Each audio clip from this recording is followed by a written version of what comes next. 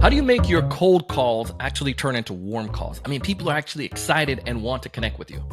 Check out this episode, and it's going to help you. Hey, everyone. Welcome to another great episode of the Sales Evangelist Podcast.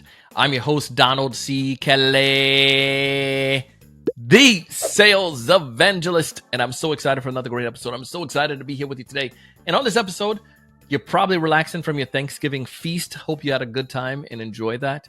But today I want to give you a good tip. It's going to tie back to our series, the 7-part series that we're going through. And the whole point behind the 7-part series is I'm pushing you back to basics, especially as you're trying to prep for the new year and also as you're trying to, finish up the year strong. What are some things that you need to be aware of that maybe are fundamental things that we overlook? And one of those things that I always see that helps me out is especially when I do outreach, is to try to make that cold call actually turn into a warm call. So here's what I'll tell you to do.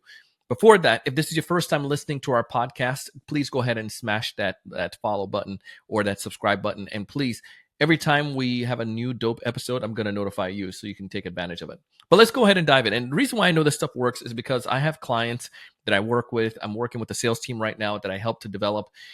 We help with the hiring process and help bring these people into the fold and getting them going. And we have some folks that are new to B2B sales that I'm working with in that organization. Now, here's one of the problems that we find is that when they're doing cold outreach, many people are so skeptical of salespeople that they don't want to talk to them. They don't want to answer the emails or phone calls. And novel idea, right? That's just a part of the game. However, over the years, what I've seen to help with that process is to try to make that call warm. Here's a strategy that I'd recommend, and you can definitely take this and try it. The first thing is to reach out to these people on LinkedIn. And I'm going to keep saying this to the rooftop and back, the mountaintop in this case. When you think about this as you're reaching out to your prospects, most of your prospects are looking for they're looking for problems that can solve an issue that they have, and they're skeptical of people that they don't know. So I use LinkedIn as a means of connecting with them first. Again, I identify people based on triggers. You can utilize tools like Full and Rich that can help you out. Full and Rich is an awesome tool, help you to get the right data. But you can utilize a tool like EvaBot to be able to help you find triggers for those right people. I like to utilize Navigator as well. Big fan of that, where it helps me to find people that are maybe close to me or people that I have connections to, because I'm trying to work smarter here, right? And people that may have triggers, they may be new to their roles, and also they're posting content on LinkedIn. All of those things are good for me because then I can build that list of prospect based on those type of behavior. So now I know those people are active. I seek to do engagement. You got to break through and grab attention first. So if I can leverage something that from that trigger to be able to use in my personalized LinkedIn message to them, I can grab their attention. So they might say, who is this Donald guy? Then after I do that, then I send them a voice message to thank them. So after my connection request, now I have gotten that connection. This strategy is I'm engaging with you. So I grab attention and then I engage. If I just send an email, I am hoping, I am praying, I am pleading that hopefully the email value is tying back to the value prop that you're in need of right now. And that makes it a little bit harder to gamble. So I'm going to do a numbers game at that point. If I can have engagement with that prospect from the jump, grab the attention, because that's the big thing. We have to break through, grab attention. If I grab attention, then I can get engagement. If I do those two things, it makes it so much easier for this person to respond to my email now. And now I have 2 points of communication. From the LinkedIn, we can communicate there, but also I have an email that I send, and that increases the odds of them opening it because they say they know me now at this point. So I've broken through all the clutter and I've broken through the distractions that are out there. The next thing now is that value prop. I have to now lean in on that value prop, hoping that it's great. Now, before, if I just send the email, I'm pleading and praying that the name of my company, the email that I have is going to be suffice enough. But when I get the engagement prior, I have that to start. Now, when I do open my email, I use that email in the sense I use a point of reference. It's called a POR, point of reference. So I would say it's Donald, we connected on LinkedIn about blank, or Donald, I engaged. I saw your post about, developing countries, advancing.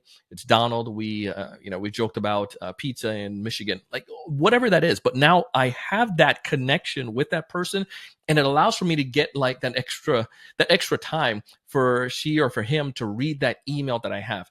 This simple strategy allows for those cold calls to actually turn into warm calls, because now you can get somewhere with it. And in this case, it's a cold email turning into a warm email. The concept still applies. And I'm going to share some of this. And the same thing applies to a phone call. When I do make the phone call, again, I can use that point of reference, whatever that ref was before, so they know that I'm not a stranger. This applies to phone. It applies to email. And on the next episode in the series, actually, I'm going to go a little bit more on that first 7 seconds of the call. What are some things you can do? Let's say you don't have that point of reference beforehand. How do you help to make that point, or to break through the noise there and to grab that person's attention? I'll give you some ideas on that. But for this component, that's that strategy. Now, can you use other means to make sure you make that cold call warm? Of course.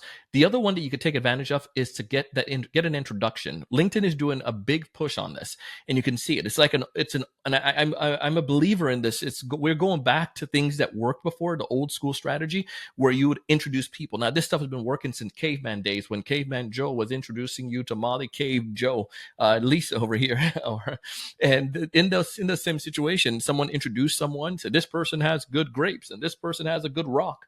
We introduce people, we get connected. You see this with Marco Polo, go way back as well, when he would go and trade and so forth. And people knew Marco Polo and they were able to engage. And you see this in different cultures and throughout history, that we like to connect with other people, when we have trusted sources, that this person is someone good and they introduce us to somebody else, is great. So Marco Polo would introduce things from Far East. People trusted Marco Polo, so therefore they trusted the vendors that had those things and so forth. And the idea I'm getting back at, this is not a novel or a new concept. So what I need for you to look at is your LinkedIn profile. So many of you have so many LinkedIn connections, but are you really connected to those human beings that you have connections with?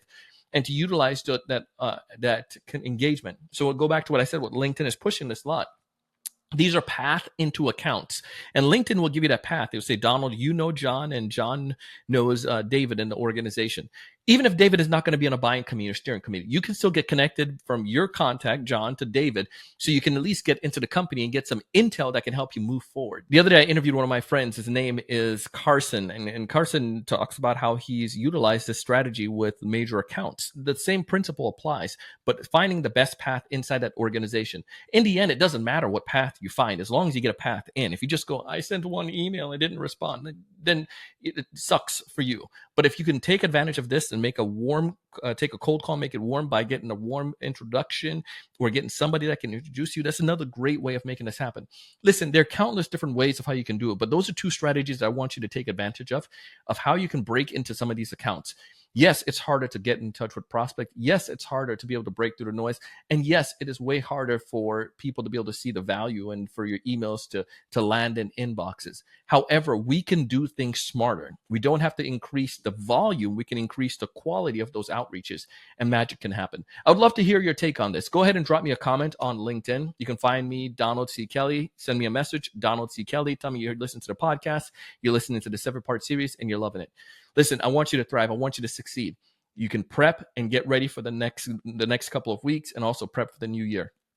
Utilize these principles, and let's go back to basics. Can't wait to see you on the next one.